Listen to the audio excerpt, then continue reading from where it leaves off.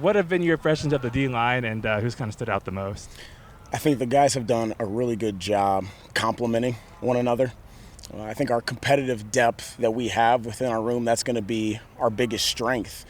And I think all of them have different skill sets, and I think they do a really good job complementing one another, which I think ultimately is going to allow us to be able to have a lot of success up front come season time. Yeah. Tell us about Bryson. I know he's been here for a few years, obviously been running with the ones a lot. What's he added to that room for you guys? I mean, he's added everything. He's added leadership. He's added violence. He's added the vocal presence, everything that you want from your guy that's going to go out there and take the first snap.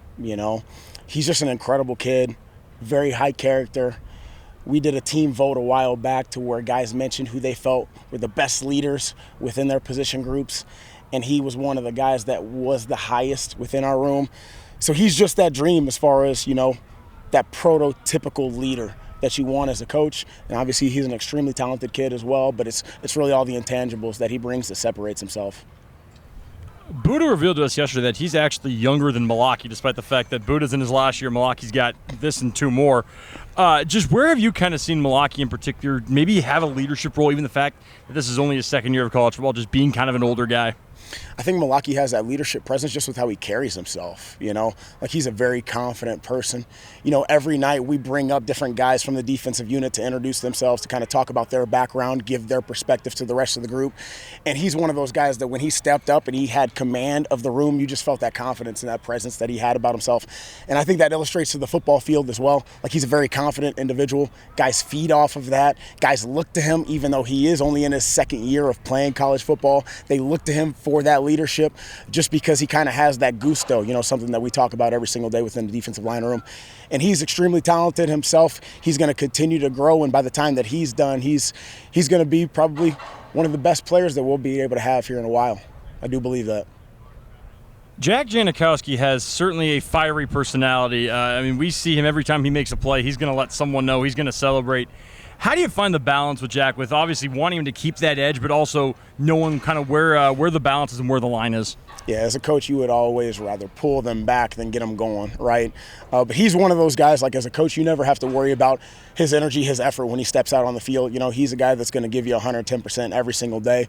Is there that balance? Yes, but we would much rather have it on that side to where we're pushing it a little bit on the edge as opposed to saying, hey, we got to get going here a little bit. And I think the guys gravitate towards that as well. There might be some days to where it is a little bit of a lull. Well, we can always count on Jack to get things spiced up a little bit, and usually that intensifies the practice. So he is one of those leaders that we have within the room just from that standpoint as well.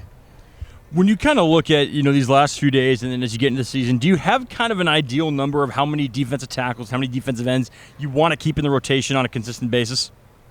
Yeah, I'd say it's a week-to-week situation, Kind of always depends on maybe if you have any travel limitations, how many guys you're able to travel on a consistent basis, that plays a part in it. Obviously, special teams, that plays a pretty critical part in it. I know that we have some defensive tackles within our room right now that are heavily involved in special teams. For a lot of guys, when they make the bus, it might not necessarily be as a defensive end or a defensive tackle. It might be because they're the L3 on kickoff, So everybody's got different roles to be able to play. But I do think that our rotation is something that we've always tried to put a heavy emphasis on from the defensive line standpoint, because obviously the more that we're able to rotate, the fresher we're able to stay for a 60-minute game and really the course of the entire season. So that's always going to be a focal point for us to be able to rotate it as much as possible based off of who earns those opportunities as well. Caden praised the structure of your room where the ends are not separate from the tackles. You guys are all working together. Mm-hmm. How important is that to have all the members of the defensive line watching film together and working as one unit? I think it's really important that we all speak the same language and hear the same things, because as a defensive end, I got to know what that defensive tackle is being taught, because in certain plays, situations, his job also impacts my job and vice versa. And ultimately, I think when the guys have a strong understanding as far as how all four positions are coached up front, ultimately they become a better defensive lineman. They become a better football player just because their knowledge base is increased. But I do think that it plays a critical role in some of our stunts, our pressures, just the timing element of it. So we're always going to be a group that's working together collectively. That's DNs, DTs, that's myself, Coach E. We're all in this together because, again, kind of circling back to one of the points that I made to start, our collective depth overall as a defensive line, that's what's going to allow us to be able to have the success that we're going to have. Is that a format that you've always been a part of, or when did you kind of as a coach want to make that transition? So as far as the time that I've been a defensive line coach, I've always had the ends and tackles. I guess I've been blessed from that standpoint that I've never really had to split the room at all. And I do think that there's a million ways to be able to skin a cat, right? But just from my chair, it's always been a positive for us just because of those things that I mentioned previously, being able to speak the same language, having that strong understanding as far as what the guy next to me is doing. So something that I'm extremely blessed to be able to have an opportunity to do here. Like I said, I work hand in hand with Coach E, so there's going to be some days where I'm taking the defensive end, some days he takes them, vice versa. I think we do a really good job working off of each other, myself and Coach E as well. A lot of the guys have talked about this whole staff and described, especially the guys that came over from South Dakota State, as being different and just being a kind of a fresh flavor of a coaching staff and establishing a culture that they really enjoy. What kind of makes this coaching staff different, and what makes you guys successful? I would just say that we're genuine people, to be completely honest with you. You know, when we step into the meeting room, when we step onto the field, when we step into the football complex, we don't try to be anybody different than what we are, you know, to be completely honest with you. And I think we're a pretty laid-back group for the most part. Obviously, we're all in similar stages of life, too, kind of all on the younger side. So I think that probably helps with some of the relatability that the players have to us. But I think it's just we are who we are, you know, and I think that's the biggest thing that Coach Rogers has always preached, too, like be who you are, be comfortable in your own skin, know what the standard is for everybody, players and coaches.